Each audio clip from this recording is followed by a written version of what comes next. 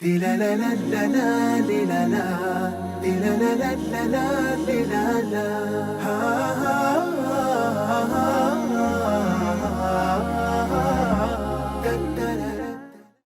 alaikum wa rahmatullahi wa barakatuhu. Welcome back to another episode of Connect with the Quran, where we try to learn, love, and live the Quran. So you're here with Najman Sari, and we are inshallah now on Surah Ankabut, where I just do an overview, a summary. But inshallah, just before we start, I'd love you to listen to a recording of the first few ayahs of Surah Ankabut. بسم الله الرحمن الرحيم ألف لام ميم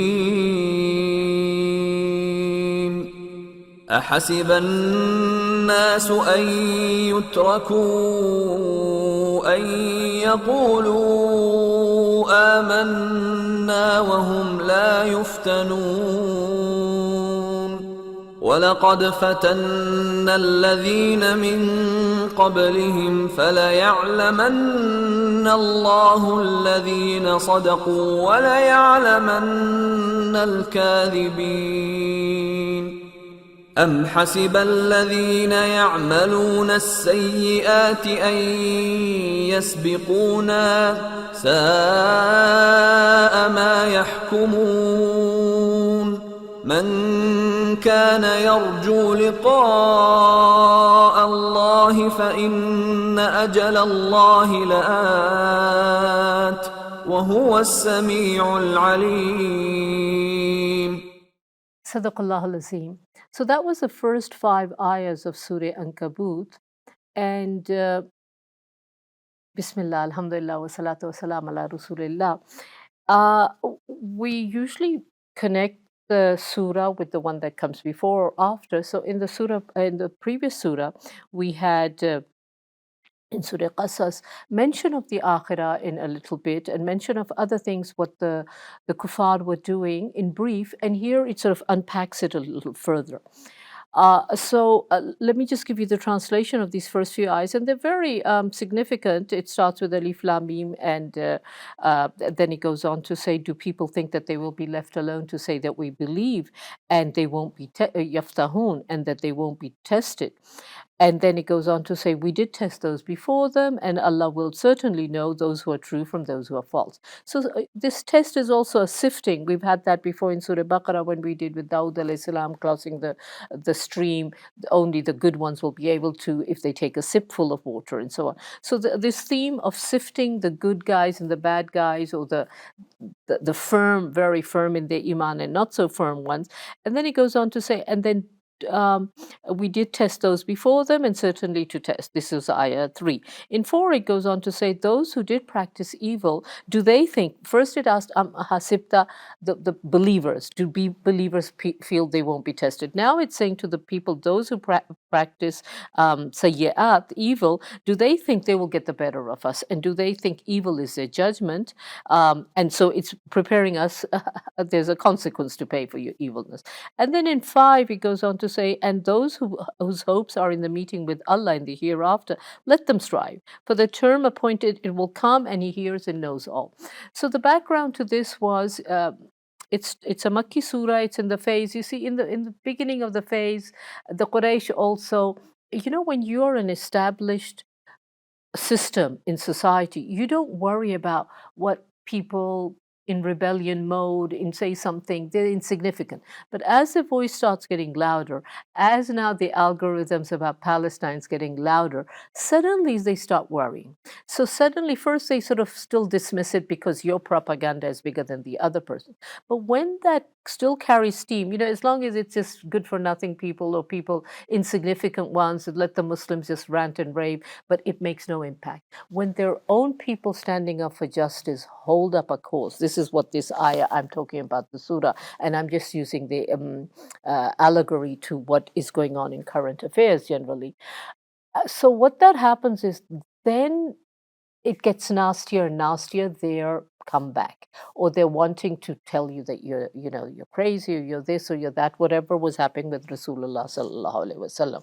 And the people who were becoming Muslim, they were usually, yes, the ones who had no agenda, nothing to lose. And then the background of this particular surah is when they were suffering, and one of the Sahaba came. He had just had his back burnt. They put him on coals and they stood on him, and it was just all melted away. So, he came in and asked, till when are we going to suffer? We thought, if the truth, the Iman and the Deen is on the right track, we didn't imagine we would be suffering. So that's when this ayah came. Do you think you will just have to believe? And then, yes, because the Akhirah is promised to you, and that you're on the right track and you will get good. So it doesn't always make sense. So then why on earth are we suffering? Why are the people of Gaza suffering so much?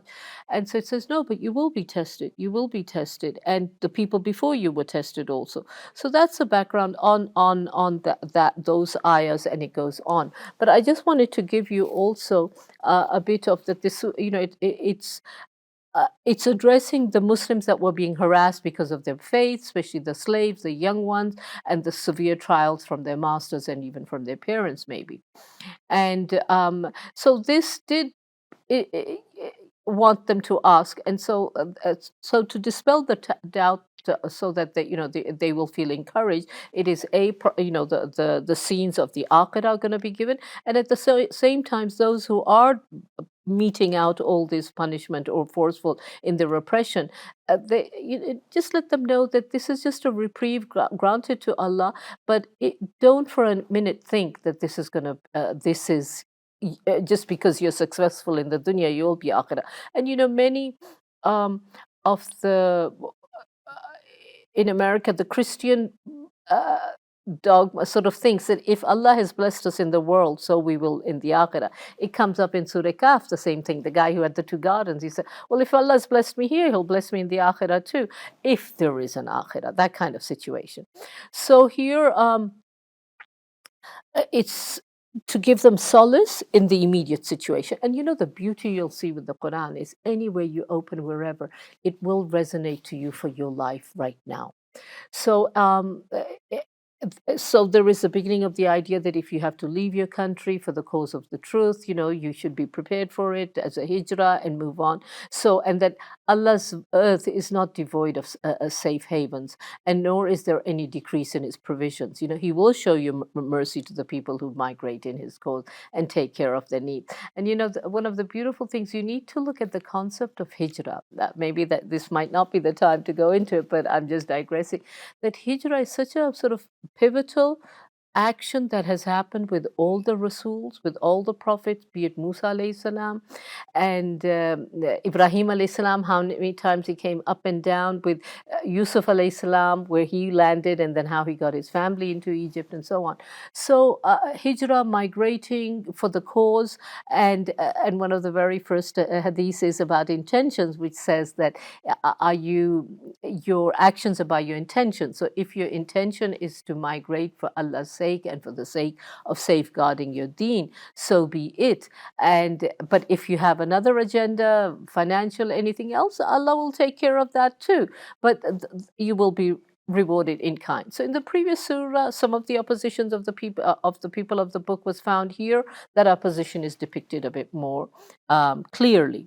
And then and we are also given what the attitude should be. So now I just want to give you a little. So from 1 to 7, it's pointing at the people who tread on the truth and how they will be tried and tested. And this is Allah's sunnah, and it's distinguishing a believer from a disbeliever. So.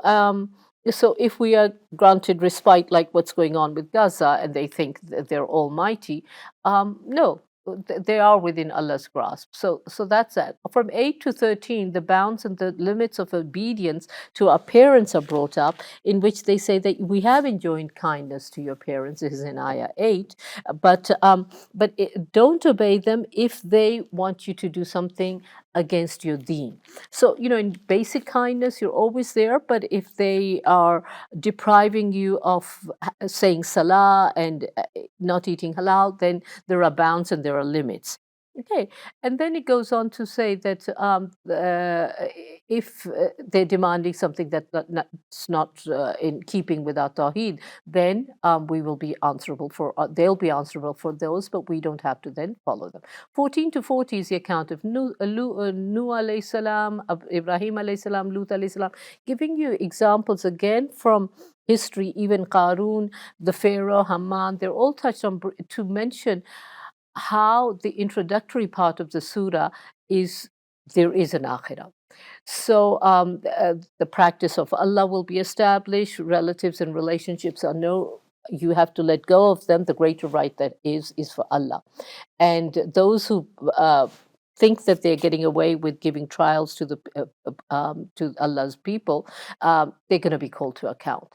And then 41 to 45 is a parable of the power and how people think they're in charge. This is referring directly to the Quraysh also. And then it says the beautiful ayah we'll get into is that the flimsiest of house for people like that who think they're powerful is a parable of those is like a house of the spider who builds for itself.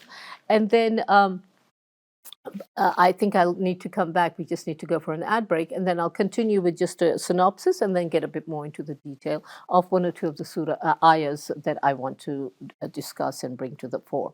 So with that, we'll just go for an ad break and then we'll come back. Assalamu alaikum wa rahmatullahi wa barakatuhu.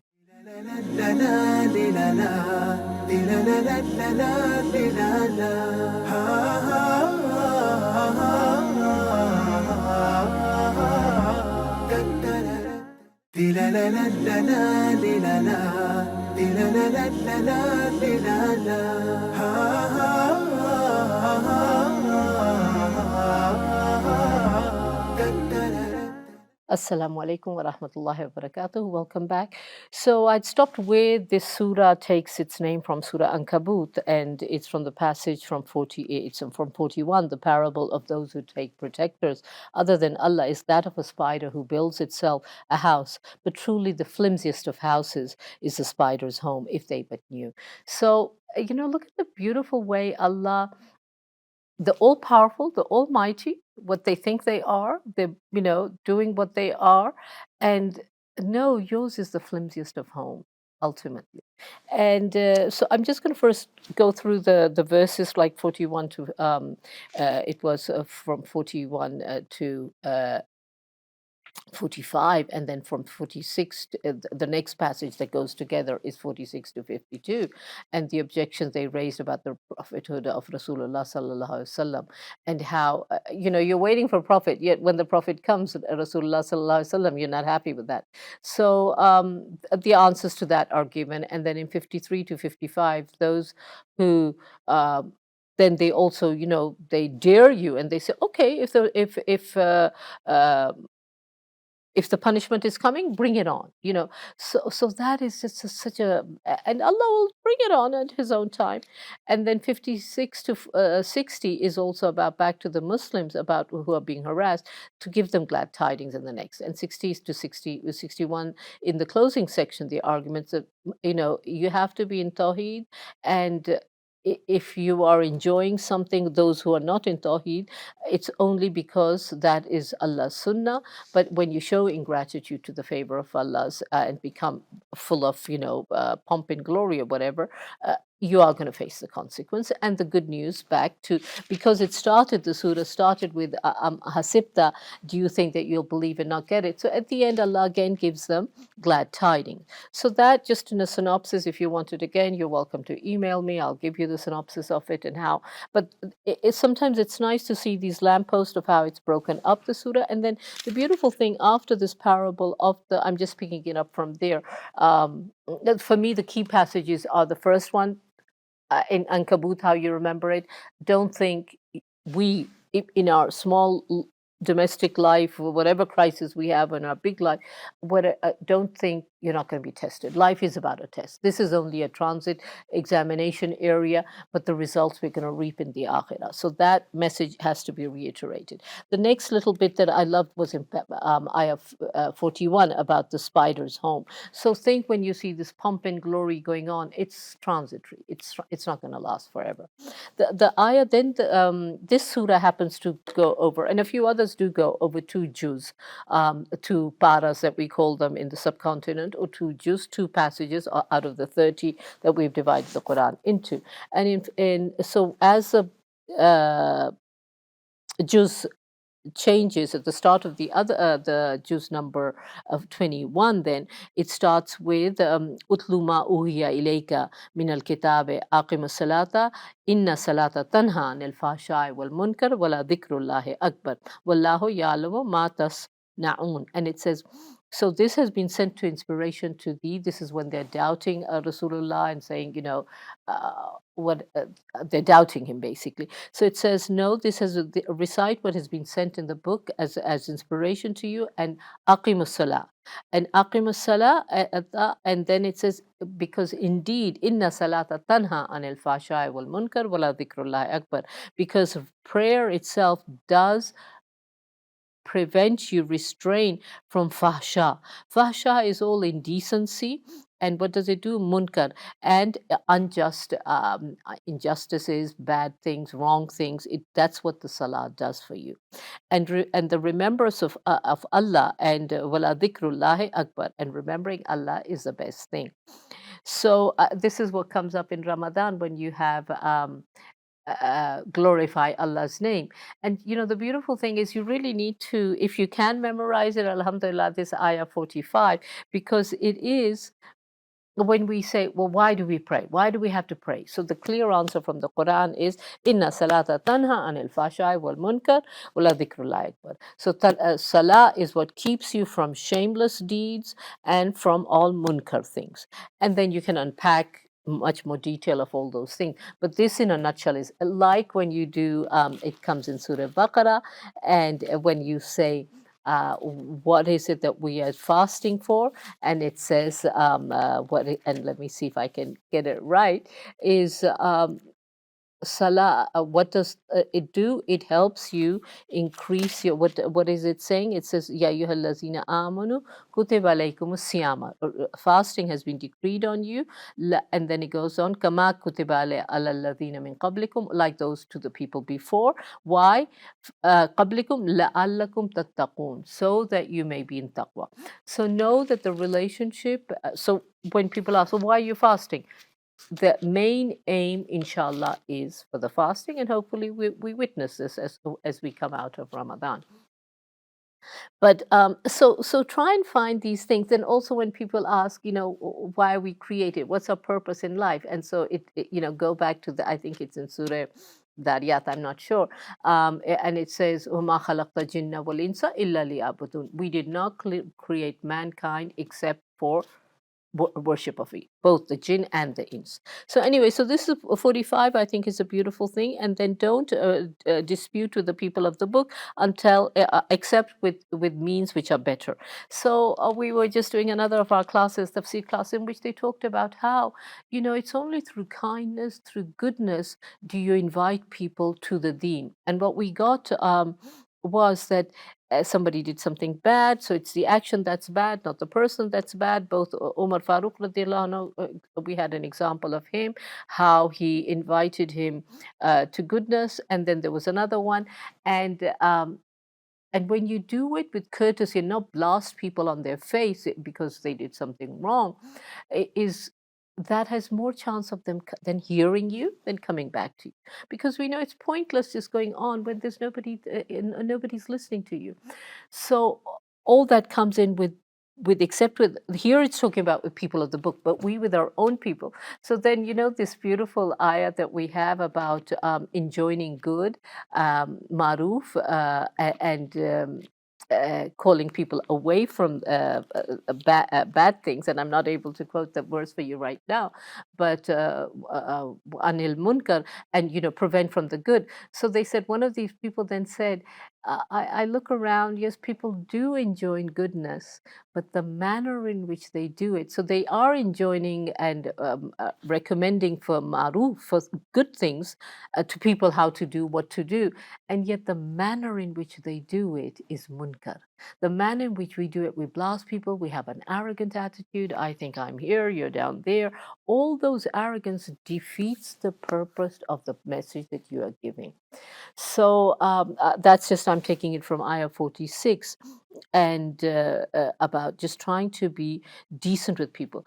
The other passage that I wanted to go on to after this is towards the end that the that when you worry, and this applies for reverts as well, when we are Muslims, then you are jolted and shaken. Your family sometimes, uh, uh, give you such a hard time, and you didn't think so because you are on such a high of just being in Tawheed and Risala, of learning the good way, that why is it then hard? So that is being told, but this is what life's about. And in your test, that Allah's there for you. Like Ali radiallahu anhu, his call, he said, I know, I have the firm conviction and I know of my Allah when my desires or my planning goes awry.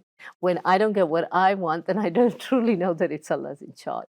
So that's how it's there for the weak of us in Iman and who worry, and to give us solace from this, that look, nobody's going to bear the burden of another, and so we shouldn't depend on others to think, oh no, I'll help you sort it out, and that also sort of comes in, and and things like that.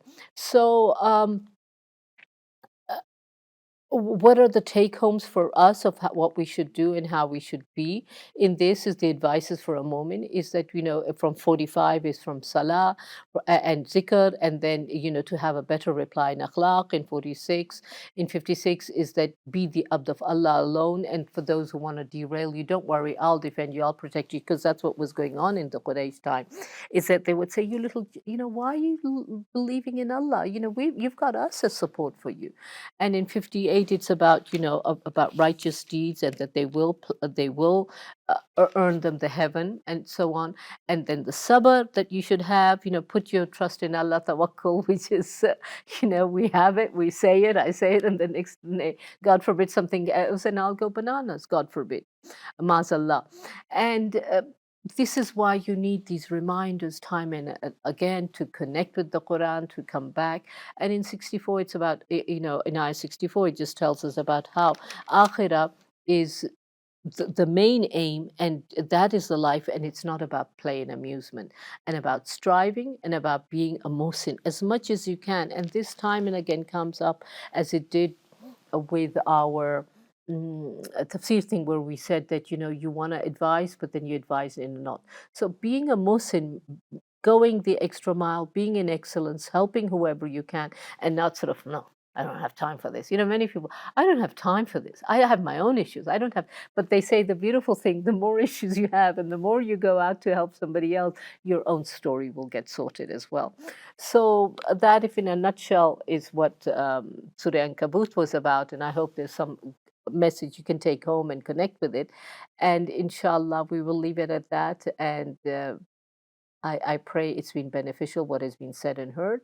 So وآخر دعواهم أن الحمد لله رب العالمين سبحان ربك رب العزة عما يصفون وسلام على المرسلين والحمد لله رب العالمين. السلام عليكم ورحمة الله وبركاته.